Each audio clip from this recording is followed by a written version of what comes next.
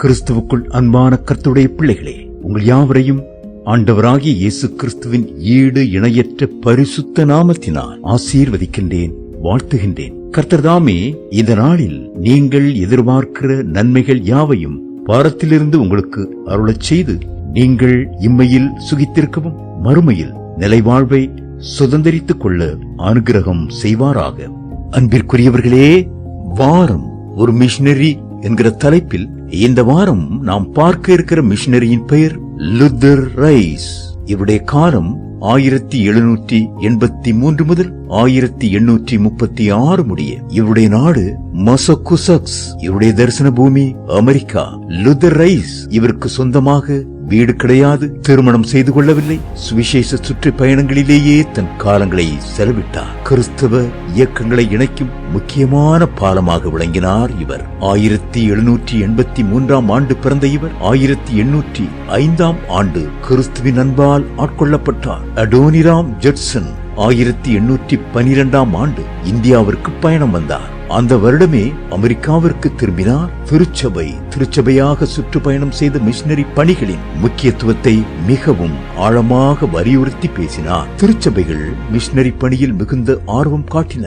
ஒவ்வொரு வீட்டிலும் தங்கி அவர்களோடு வேத வாசிப்பிலும் ஜெபத்திலும் தன் நேரத்தை செலவழித்த மிஷனரி பணியின் வாஞ்சியை அவர்களிடம் உருவாக்கினார். இவர் பாப்டிஸ்ட் கல்லூரி ஒன்றை ஆரம்பித்தார். அச்சிடும் சங்கத்தையும் முதல் பாப்டிஸ்ட் வார பத்திரிகையையும் ஆரம்பித்தார். சிதறி கிடக்கும் திருச்சபைகளை ஒன்றிணைக்க சிறந்த சிந்தனைகளை எழுதினார். திருச்சபை பிளவுகள் என்பது அன்று மட்டுமல்ல, இன்றும் நம் சமுதாயத்தில் காணப்படுகின்றது. ஒவ்வொரு திருச்சபைக்கும் ஒவ்வொரு கொள்கைகள், வழிபாட்டு முறைகள், சட்ட திட்டங்கள் என பல்வேறு விதங்களில் தங்களை பிரித்து கிறிஸ்துவின் ஒற்றுமையை காண விழைகின்றன. எனினும் இது நடைமுறைக்கு சாத்தியமில்லாத சில காரியங்களால் திருச்சபைகள் ஒன்று சேர முடியாத அவல நிலை காணப்படுகின்றது. எப்படிப்பட்ட முரண்பட்ட நிலைகளை அந்நாட்களில் கண்ட லூதர் ரைஸ் தனக்கு இறைவன் தந்த திட்டத்தை திருச்சபைக்குள் ஒற்றுமை ஏற்பட செய்ததின் மூலம் நிறைவேற்றினார். இவருடைய தரிசனம் மிகவும் பரந்தது. அனைத்து திருச்சபைகளுக்கும் தன்னை பொதுவாக்கினார். இவருடைய போதனைகள் மூலம் அநேக மிஷனரி சங்கங்கள் உருவாகின. நடைமுறை வாழ்க்கைக்கு முன்மாதிரியாக வாழ்ந்த லுத்தர் நம்மையும் இப்பணிகளை செய்ய தூண்டுகின்றார். பிரியமானவர்களே, திருச்சபைகளுக்குள் ஒற்றுமை ஏற்பட செய்யும் தீவிரம் உங்களிடம் உண்டா?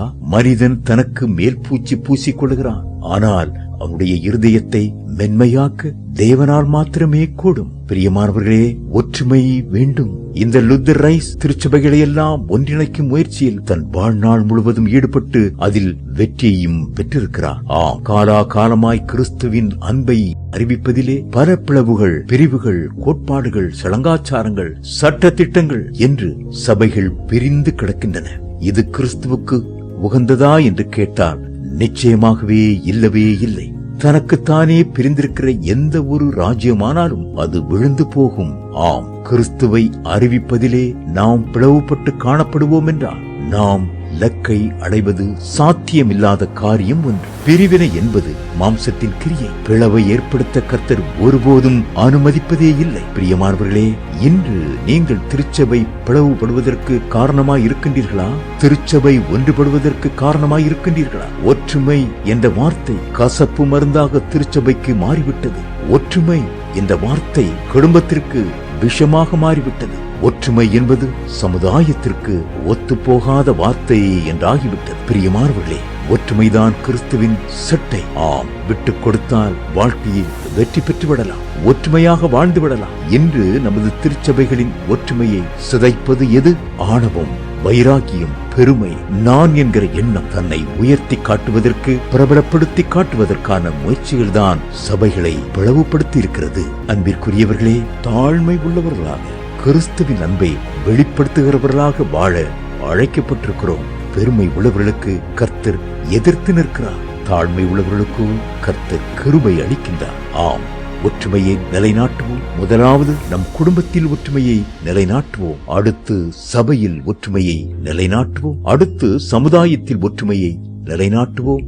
ஒன்றுபட்டு வாழ்வோம். வாழ்வில் மேன்மையை அடைவோம். சந்தோஷத்தை சுதந்திரித்துக் கொள்வோம். கர்த்தர் தாமே உங்களை ஆசீர்வதிப்பாராக. இந்த நாளின் தியானத்திற்குரிய வேத பகுதி என்னாகமம் 6 அதிகாரம் நீதிமொழிகள் 3ஆம் அதிகாரம், லூக்கா 17ஆம் அதிகாரம், இந்த வேத பகுதிகளை வாசித்து கர்த்தருடைய ஆசீர்வாதத்தை பெற்றுக் கொள்ளுங்கள். கர்த்தர் தாமே உங்களை ஆசீர்வதிப்பாராக. ஆமேன்.